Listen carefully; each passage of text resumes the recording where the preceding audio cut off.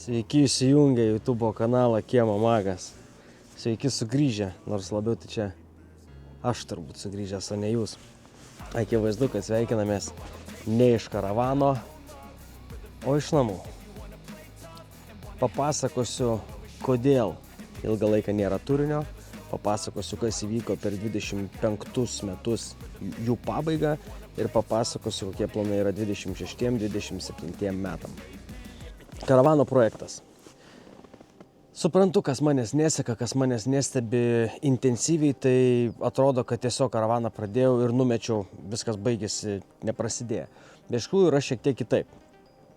Sezono metu yra labai daug darbo, ne visada spėju nuvažiuoti į sodą, nes tai yra papildomas laikas, ar ne? O metų gale įsigijom namus su Dovilė, su mano antra pusė, būsima žmona.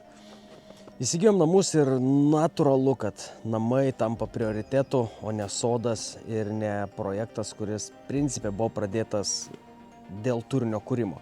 Namas esantis už manęs yra pakankamai senas ir reikalaus daug darbo ir investicijų.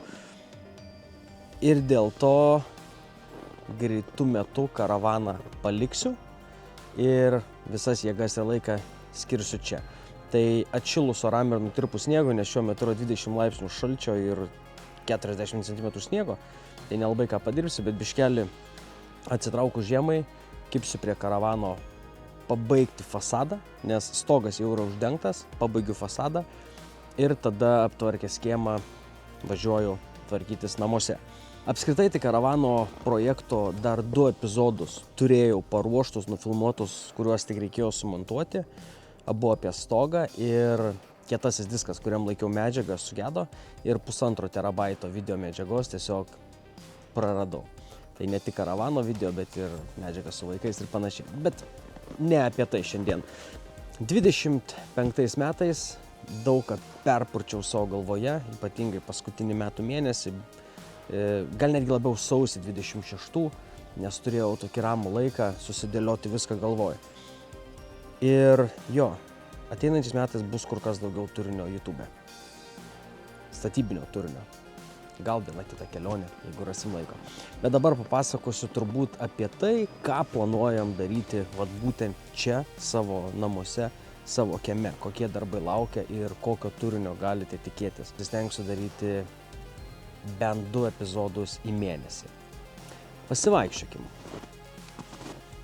Tai už manęs yra kiemas. Tam kampe yra šiltnamis, kurį griausim, statysim naują. Pilna krūmų, iš akmenų, visokių meno kūrinių, kuriuos naikinsim. Nesąmonė. Toje pusėje yra lauko tualetas, kuris liks, nes statybom vykstant labai gerai turėti lauko tualetą ir dar ten yra sandėliukas. Kieme aš sakau, kad čia yra Tadžikistano stilius. Sandėliukai, visokios pavėsinės plevelėm apvyniotos ir panašiai. Viską reikės griauti. Einam parodysiu. Tai va, čia sandėliukai. Čia visur sandėliukai. Tada čia pavėsinė yra. Nežinau, ar čia pavėsinė. Aišku, dabar, kai persikraustėm, nes čia gyvenam dar 1,5 mėnesio, tai visai patogu, nes yra kur daiktus susidėti. Tai susidėjom viską, o paskui jau reikės perdaryti. Už manęs yra metalinis garažas, kuris irgi šiai dienai labai gelbėja, nes yra kur susidėti visus daiktus, bet savaime suprantama, kad jį reikės vežti lauk ir statyti normalų garažą. Normalų garažą plus normalų sandėlį. Garažą dar klausimas, galbūt tik stoginė, bet tikrai reikės sandėlio, kur galėčiau laikyti visą įrangą ir techniką, kurios turiu jau pakankamai nemažai.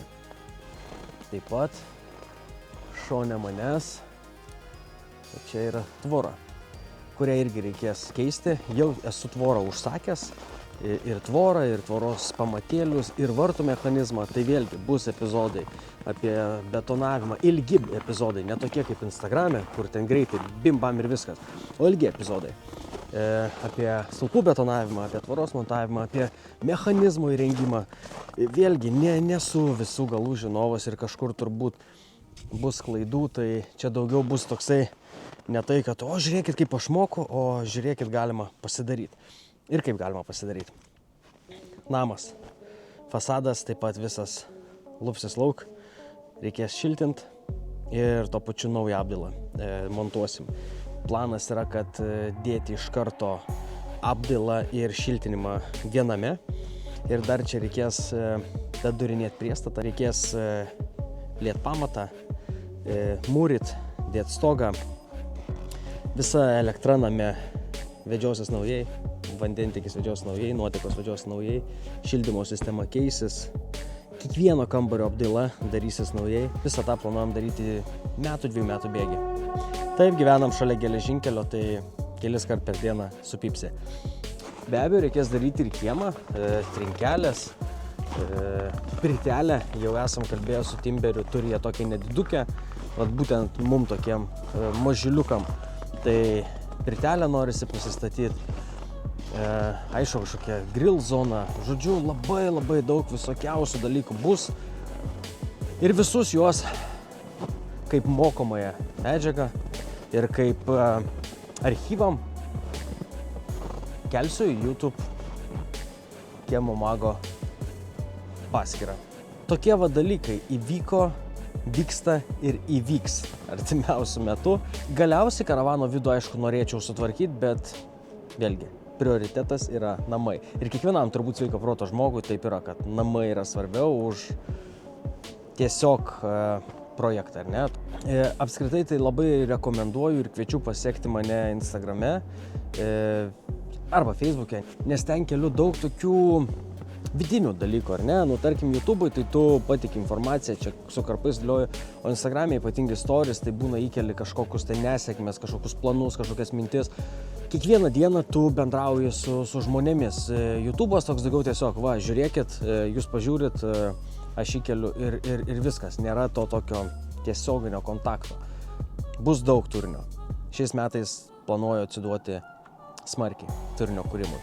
Tai ačiū, kad pažiūrėjote iki galo. Jeigu pažiūrėjot, paspauskit laiką, pakomentuokit, ką manot apie šį projektą, kuris tikrai bus vykdomas 110%. Netgi mažinau darbų apimtis tam, kad galėčiau tvarkytis namuose ir daryti dalykus, kuriuos reikia pasidaryti. Tai susiję, tai tiesiogiai koreliuoja ir su galimybė kurti turinį. Kas man patinka ir kas norėčiau, kad vieną dieną virstų mano pagrindinė veikla, o ne šalutinė. Ir paspauskit subscribe, jeigu nebuvo paspaudę iki šiol, nes dabar jau bus daug visko. Dabar jau bus daug visko ir daug įvairaus. Vėlgi, karavanas yra labai nišinis projektas, ar ne? Tikrai nedaug žmonių turi karavanus, bet daugybė žmonių turi namus, kuriuose vieną ar kitą darbą kažkurio tai metu nori pasidaryti. O čia panašu, kad reikės pasidaryti apskritai visus darbus. Tai laukiu, pats nekantrauju ir žiemą bėk iš kiemo, kad galėtume filmuoti, kurti ir dalintis turiniu, patirtim ir idėjom. Iki sekančio.